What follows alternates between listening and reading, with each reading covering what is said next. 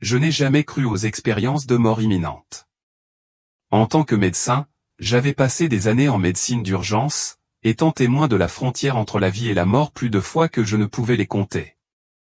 J'avais vu des patients décrire des lumières vives, des tunnels ou des visions d'êtres chers avant de s'éclipser. J'ai toujours supposé que ces phénomènes étaient le résultat d'un manque d'oxygène, de réactions chimiques dans le cerveau ou simplement d'un esprit en quête de sens dans ces derniers instants. C'était juste de la neurobiologie, rien de mystique, rien de surnaturel. Du moins c'est ce que je pensais. Je m'appelle Dr Gabriela Walter et j'étais médecin urgentiste à l'hôpital général de Chicago. J'avais construit ma vie autour de la science, de la logique et des certitudes de la médecine. Dans mon monde, les choses pouvaient être mesurées, expliquées et comprises. Cette certitude était réconfortante, cela m'a donné le contrôle face au chaos. Mais le matin du 3 novembre, j'ai compris à quel point ce contrôle était fragile. C'était censé être un changement ordinaire. J'étais de service depuis 6 heures du matin, fonctionnant à la caféine et à l'habitude, passant d'un patient à l'autre avec l'efficacité que seules des années d'expérience pouvaient apporter. Les urgences étaient son mélange habituel de chaos contrôlé, les ambulanciers criaient, les moniteurs des signes vitaux bipaient, l'odeur stérile de l'antiseptique s'accrochait à ma peau. Je remarquais à peine l'épuisement, c'était devenu une partie de moi, un bourdonnement constant sous la surface. À 10h15, j'examinais un homme âgé qui s'était présenté avec des douleurs thoraciques, symptômes classiques d'une crise cardiaque. J'ai ordonné un ECG, des analyses de sang et une perfusion de nitroglycérine, en prenant note mentalement de vérifier ses résultats dans 15 minutes. Une infirmière m'a appelé et m'a dirigé vers le lit 7, où une jeune femme était arrivée après un accident de voiture. Elle avait des côtes fracturées et un léger traumatisme crânien, mais elle était stable. J'ai donné des instructions pour gérer la douleur et je suis passé à autre chose. Tout était routinier, normal, sûr. Puis, en un instant, mon monde s'est effondré. Une soudaine douleur écrasante explosa dans ma poitrine, comme un étau en acier se resserrant autour de mes poumons. Ma vision s'est brouillée, mes genoux ont fléchi. Pour la première fois de ma carrière, je suis devenu le patient. La douleur ne ressemblait à rien de ce que j'avais jamais ressenti, vive, suffocante, absolue. J'avais le souffle coupé, mais mes poumons refusaient de se dilater. Mon cœur battait à tout rompre, puis sautillait, puis plus rien. Je me souviens avoir tendu la main, peut-être vers le lit, peut-être vers un collègue, mais mes doigts ne sont jamais entrés en contact. Les urgences autour de moi s'inclinaient et tournaient, les voix se déformant en un étrange écho creux. Quelque part au loin, j'ai entendu quelqu'un crier. Ensuite, tout est devenu noir. Je m'attendais au néant, à l'oubli, au cerveau s'arrêtant comme une machine qui s'éteint. Mais ce n'est pas ce qui s'est passé. Au lieu de cela, je me sentais en apesanteur, détaché. Une étrange légèreté m'envahit, comme si la douleur écrasante avait simplement été effacée. Pendant un instant, il y eut un silence pur et tranquille, comme si on était suspendu dans le temps. Puis, j'ai réalisé quelque chose d'impossible, j'étais toujours là, toujours conscient. Alors que je me tournais pour regarder, j'ai vu mon corps effondré sur le sol des urgences. Mon voyage inattendu avait commencé. Je flottais. Le poids écrasant qui venait de me consumer avait disparu. Aucune douleur, aucun essoufflement, juste une étrange légèreté sans effort. Au début, je ne comprenais pas ce qui se passait. Ensuite, j'ai baissé les yeux. Mon corps gisait immobile sur le sol des urgences. Une infirmière s'était déjà mise à genoux, me secouant les épaules en criant mon nom. Le moment s'est étiré, figé dans le temps, jusqu'à ce que quelqu'un crie « El Code ». En un instant, la pièce fut plongée dans le chaos. Le docteur Patel, mon ami le plus proche et l'un des meilleurs médecins que je connaissais, était déjà à mes côtés, aboyant des ordres, prenait le chariot de secours, commençait les compressions.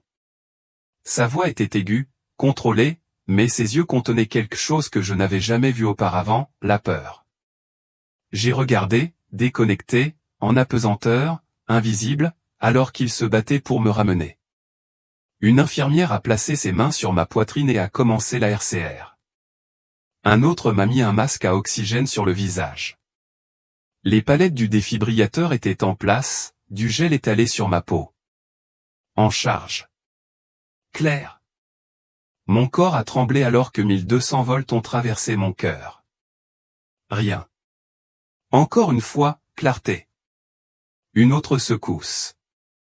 Mes membres se contractèrent, sans vie. J'aurais dû être terrifié. J'aurais dû désespérément revenir, crier, me battre. Mais je n'ai ressenti aucune peur.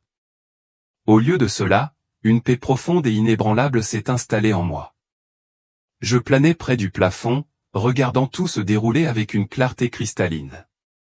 Chaque détail, chaque voix, chaque mouvement était plus net que ce que j'avais jamais perçu dans la vie. J'ai vu la sueur sur le front du docteur Patel, la façon frénétique dont ses mains bougeaient pendant qu'il vérifiait mes signes vitaux. J'ai entendu les bips des moniteurs, le clic stérile des seringues en cours de préparation. J'ai même senti une légère odeur d'antiseptique, même si je n'avais plus de poumons pour respirer. J'ai essayé de crier, je suis là, je vais bien, mais aucun mot n'est venu. Au lieu de cela, j'ai réalisé quelque chose de effrayant, je n'avais ni voix, ni corps, ni poids, seulement une pensée. Pourtant, malgré l'impossible vérité, je n'ai ressenti aucune panique, juste une conscience étrange et expansive, comme si mon esprit n'avait plus été libéré de ses limites humaines. Puis, j'ai senti quelque chose derrière moi. En me tournant, ou plutôt en me déplaçant, j'aperçus deux silhouettes debout à distance. Ma grand-mère, décédée quand j'avais 16 ans, sa présence radieuse et chaleureuse, son visage plus jeune que dans mes souvenirs. À côté d'elle se tenait Jake, mon meilleur ami d'enfance, décédé dans un accident de voiture alors que nous avions à peine 15 ans. Il m'a souri, les yeux remplis de quelque chose de plus que de la reconnaissance, de la compréhension. Ils ne parlaient pas, et pourtant je sentais leur message aussi clairement que s'ils l'avaient fait, ce n'est pas encore l'heure. Avant que je puisse comprendre leurs paroles, une force douce mais inflexible a commencé à m'éloigner. J'ai d'abord résisté, essayant de rester, de les atteindre, de m'accrocher à la scène en contrebas. Mais je n'avais ni main, ni forme, ni rien à quoi me raccrocher. Les urgences ont commencé à s'estomper, se dissolvant comme une brume, et à sa place, quelque chose de nouveau a émergé, un tunnel de lumière rayonnante, et j'étais directement attiré dedans. J'allais vite. La force qui m'attirait n'était pas physique, mais elle me portait avec une intensité que je n'avais jamais connue. Le tunnel autour de moi n'était pas seulement léger. C'était une énergie vivante et palpitante, s'étendant sans fin dans les deux directions. Ce n'était pas non plus silencieux. Une harmonie remplissait l'espace, pas de la musique telle que je la comprenais, mais un son qui semblait vibrer au plus profond de mon essence. C'était comme une chanson tissée dans le tissu même de l'existence, belle, infinie, divine. Plus j'allais en profondeur, plus ma conscience s'élargissait. Je pouvais ressentir la nature de tout ce qui m'entourait, comme si mon esprit avait été libéré des limitations humaines. Les pensées n'étaient pas que des pensées, ils étaient compréhensifs, entiers et complets, sans doute ni confusion. J'ai vu ma vie s'étaler comme un livre ouvert, non pas en flash ou en souvenirs épars, mais comme une seule histoire cohérente. Chaque instant, chaque choix, l'interaction que j'avais jamais eue s'est tissée avec une clarté parfaite, et pour la première fois, j'ai tout compris. Chaque difficulté, chaque joie, chaque personne que j'avais aimée ou blessée, tout avait un sens. Même les moments que j'avais considérés comme insignifiants avaient créé des ondulations qui s'étendaient bien au-delà de ce que j'avais jamais réalisé. À mesure que j'avançais, le tunnel commença à s'élargir, la lumière devant moi devenant incroyablement brillante. Mais ce n'était ni dur ni aveuglant. C'était accueillant, chaleureux, familier. Puis j'ai émergé. Le monde devant moi était au-delà de toute description. Il existait ici des couleurs que je n'avais jamais vues sur Terre, chatoyantes, changeantes, vivantes. L'air lui-même portait une douce lueur, bourdonnant d'une douce vibration. Une brise traversait le paysage, mais ce n'était pas du vent. C'était une conscience qui traversait tout, reliant tout. Le ciel n'était pas seulement bleu. C'était toutes les nuances à la fois, changeant avec la pensée, avec le sentiment. Sous mes pieds, même si je n'étais même pas sûr d'en avoir, se trouvait quelque chose de solide mais d'apesanteur, comme si je marchais avec de l'énergie pure. J'étais à la maison. La réalisation m'a frappé d'un seul coup, cet endroit était plus réel que la terre ne l'avait jamais été. Puis je l'ai ressenti, une présence. Je me suis retourné, ou peut-être ai-je simplement voulu me retourner, et il était là. Un être d'un immense rayonnement se tenant devant moi. Au début, je ne pouvais même pas traiter son formulaire. La lumière qui l'entourait était écrasante, mais cela ne faisait pas de mal de le regarder. C'était comme s'il était fait de la même essence que le royaume lui-même, un amour pur, divin et sans fin. Puis, à mesure que ma conscience s'ajustait, je l'ai reconnu. Jésus. Non pas comme il était souvent représenté dans les peintures ou les histoires, mais quelque chose de bien plus grand, de bien plus rayonnant. Sa présence portait une sagesse infinie, mais sans jugement, un pouvoir au-delà de l'imagination, mais sans peur. Ses yeux, profonds et remplis d'une compassion sans fin, rencontrèrent les miens. Et à cet instant, j'ai ressenti quelque chose que je n'avais jamais vraiment connu auparavant, un amour inconditionnel. Pas le genre d'amour que j'avais connu dans la vie, pas même l'amour le plus profond que j'avais ressenti pour ma famille ou mes amis les plus chers. Cet amour était différent. C'était global, absolu, éternel. Il a vu chaque partie de moi, chaque défaut, chaque échec, chaque moment de doute et a tout embrassé complètement. Je suis tombé à genoux, ou du moins c'était la sensation. Je n'étais même pas sûr d'avoir un corps ici, mais je sentais le mouvement, l'attirance profonde et respectueuse vers lui. Et puis il a parlé. Pas avec des mots, mais avec une pensée pure, affluant directement dans mon être. Il y a quelque chose que tu dois voir. D'un simple mouvement de la main, l'espace autour de nous s'est déplacé et ce que j'ai vu ensuite allait changer tout ce que je pensais savoir sur l'existence. L'espace autour de nous a changé et tout à coup nous avons bougé, sans marcher ni voler, mais en glissant sans effort à travers ce royaume sans limite. Je n'ai ressenti aucun poids, aucune limitation, seulement un mouvement, guidé par la présence de Jésus à mes côtés. Vous devez comprendre ce qui se passe ici, a-t-il déclaré, même si sa voix n'était pas prononcée à haute voix. Cela a résonné en moi une transmission de vérité au-delà des mots. Devant nous, un paysage vaste et époustouflant se déroulait. J'ai vu des collines baignées de lumière dorée, des rivières qui scintillaient de couleurs que je n'avais jamais vues auparavant et un ciel qui palpitait comme s'il était vivant, respirant d'énergie divine. Ce sont les jardins de la paix, dit Jésus. Nous sommes descendus dans une vallée luxuriante où des âmes rayonnantes se déplaçaient sans effort à travers des champs de fleurs qui brillaient doucement, changeant de teinte à chaque instant qui passe. J'ai ressenti ici une profonde tranquillité, la présence écrasante de l'amour et du repos. Les âmes étaient assises au bord des eaux cristallines, leurs expressions remplies d'une sérénité que je n'avais jamais vue sur terre. D'autres marchaient dans une contemplation tranquille, leur présence même éclairée par une lumière intérieure. J'ai remarqué quelque chose d'extraordinaire, le paysage y répondait. Lorsqu'une âme pensait à la joie, les fleurs autour d'elle s'épanouissaient de manière plus vibrante.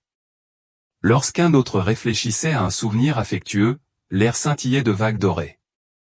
Ces âmes ont vécu une vie de bonté, d'amour et de service, a expliqué Jésus. Ils ont passé leur temps sur terre à élever les autres, et maintenant ils profitent de la lumière qu'ils ont contribué à créer. Une prise de conscience m'a frappé. Ce n'était ni une récompense ni une destination finale.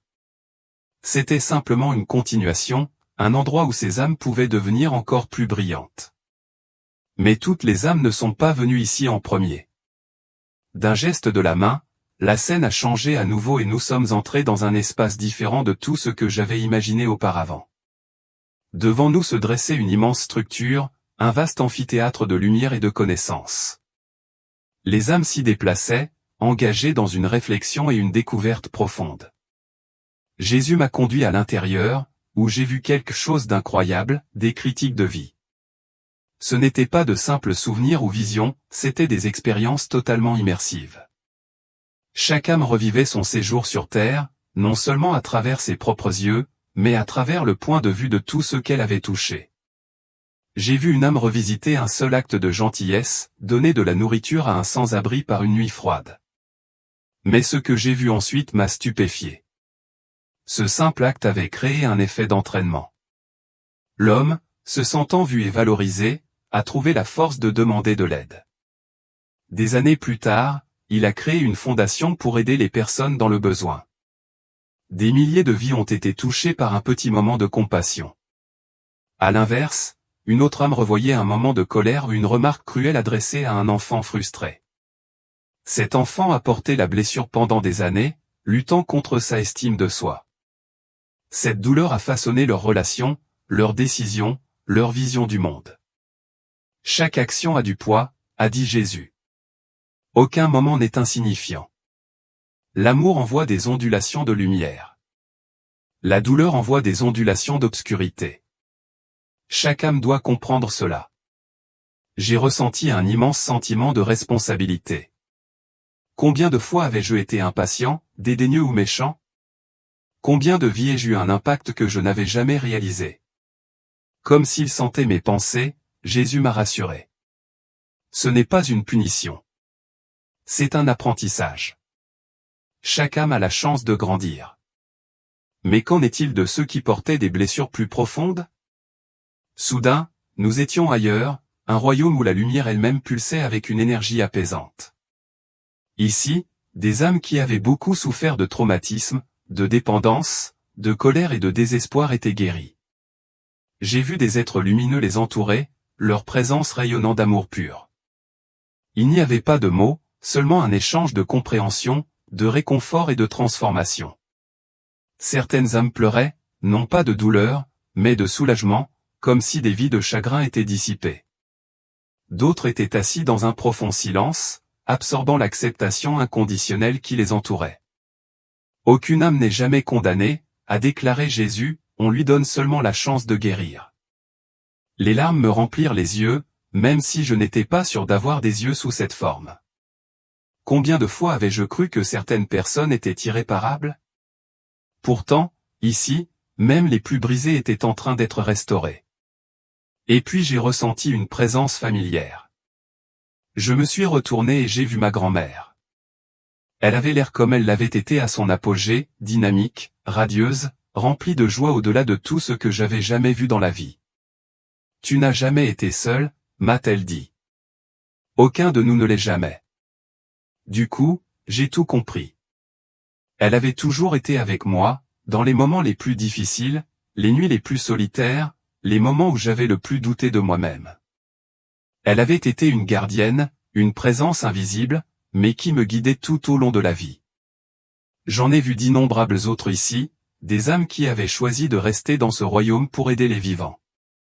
Ils murmuraient des encouragements, envoyaient de doux coups de coude, se protégeaient d'une manière inédite.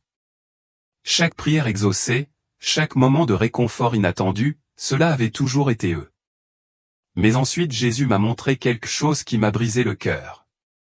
Contrairement aux autres royaumes, cet endroit était froid, sombre et isolé. Les âmes s'attardaient aux confins de la lumière, leur présence obscurcie non par punition, mais par choix.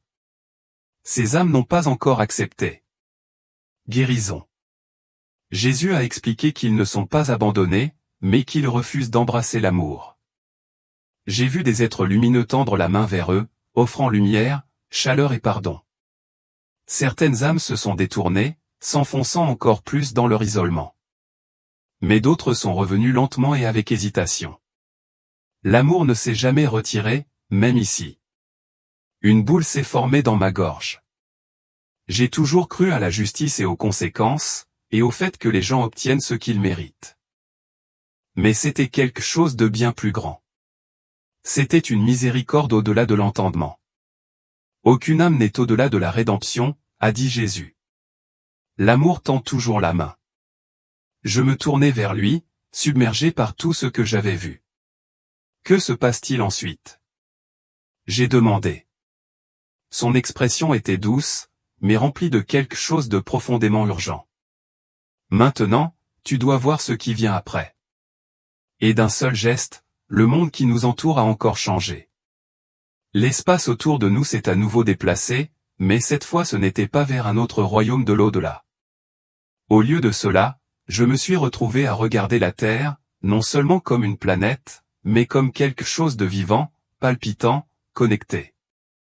De ce point d'observation, je pouvais tout voir, pas seulement les villes et les paysages, mais aussi l'humanité elle-même, tissée dans un réseau complexe de lumière.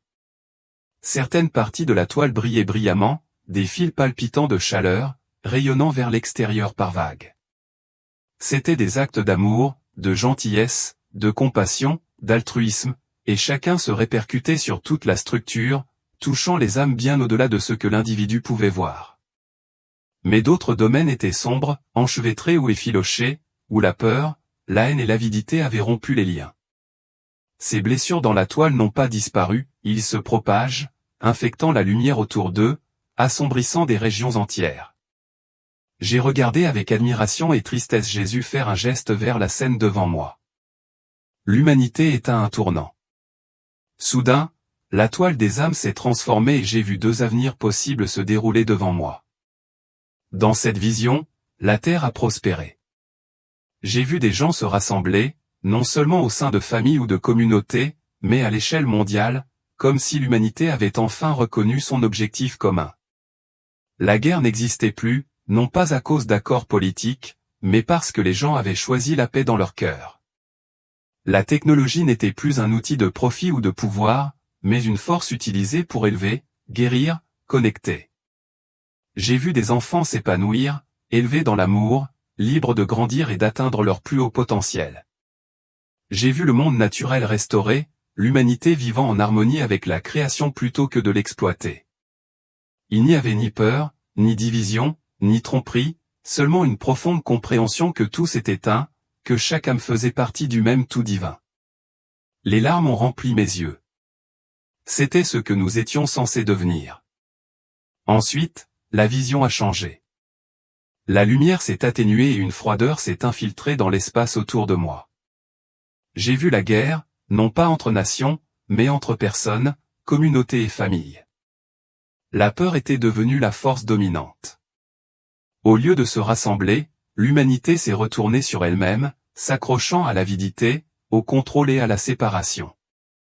La terre elle-même souffrait, les forêts étaient brûlées, les océans empoisonnés, l'air saturé de décomposition. La technologie, autrefois un outil de possibilité, est devenue une arme de manipulation. Les gens ne se faisaient plus confiance. Tout était transactionnel, vide, motivé par l'intérêt personnel. J'ai vu la faim, la maladie, le désespoir, non pas parce que les ressources manquaient, mais parce que la compassion l'était. Et le pire de tout, j'ai vu la toile des âmes se briser, les fils de lumière se défaire alors que les gens rejetaient l'amour au profit de la peur. Je me tournai vers Jésus, le cœur battant. Est-ce que c'est ce qui va arriver? Son regard était fixe, rempli à la fois de tristesse et d'une patience infinie. Rien n'est gravé dans le marbre, a-t-il déclaré. L'humanité a toujours eu le libre arbitre. Il n'est pas trop tard pour choisir. J'ai regardé la terre, les deux futurs potentiels vacillant devant moi comme un battement de cœur. Ensuite, j'ai vu quelque chose de nouveau, des individus faisant des choix en temps réel. Une mère qui choisit de pardonner plutôt que de ressentir du ressentiment. Un étranger offrant de la gentillesse sans rien attendre en retour.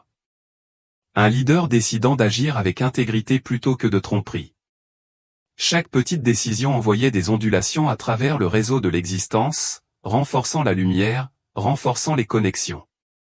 L'amour était toujours là, toujours à l'œuvre, toujours luttant pour maintenir le monde uni. Le message était clair. Le destin de l'humanité n'a pas été déterminé par les gouvernements, les politiques ou les forces extérieures.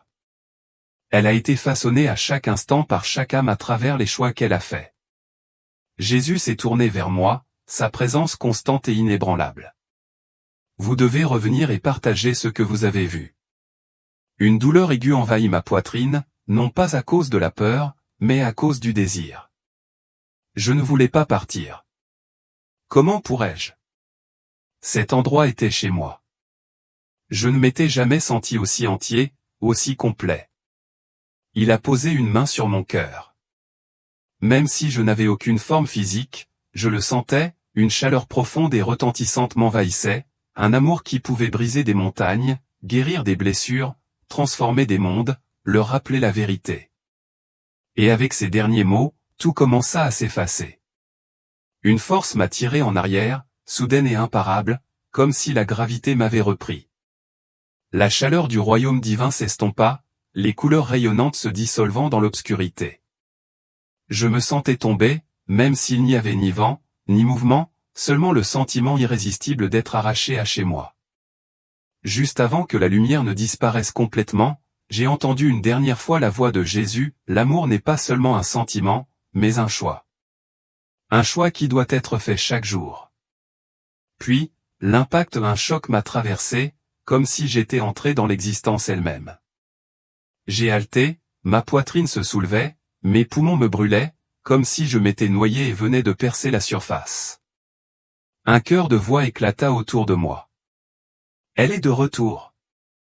J'ai ouvert les yeux sur des lumières fluorescentes aveuglantes, le son aigu de l'antiseptique, le bip urgent des moniteurs. Mon corps me faisait mal, lourd, étranger, comme si j'avais été entassé dans quelque chose de trop petit pour me retenir. Le docteur Patel était au-dessus de moi, les mains tremblantes. « Gaby, tu m'entends » Sa voix se brisa. Je clignai des yeux, essayant de comprendre où j'étais. Comment pourrais-je expliquer ce qui venait de se passer? J'étais parti aux morts depuis près de 5 minutes, et pourtant j'avais vu une éternité. Tout était différent. Je n'avais plus peur de la mort car je savais avec une certitude absolue que ce n'était pas la fin. J'ai regardé chaque patient, chaque étranger avec un regard nouveau, non pas comme un simple corps, une maladie ou un cas, mais comme une âme en voyage. Je pouvais sentir la présence de quelque chose de divin, me guidant, murmurant à travers mes instincts, me poussant à apporter la guérison non seulement au corps, mais aussi à l'esprit. J'ai compris maintenant que l'amour, la gentillesse et le pardon n'étaient pas que des idéaux, c'étaient les forces les plus puissantes qui existaient. Et alors que je me tenais à la limite fragile entre deux mondes, j'ai laissé derrière moi une dernière vérité, les morts ne sont pas partis. Ils sont plus vivants qu'on ne peut l'imaginer, participant à un grand déploiement cosmique. Un jour, nous comprendrons tous. D'ici là, nous devons apprendre à aimer plus profondément, à pardonner plus librement et à vivre avec un but.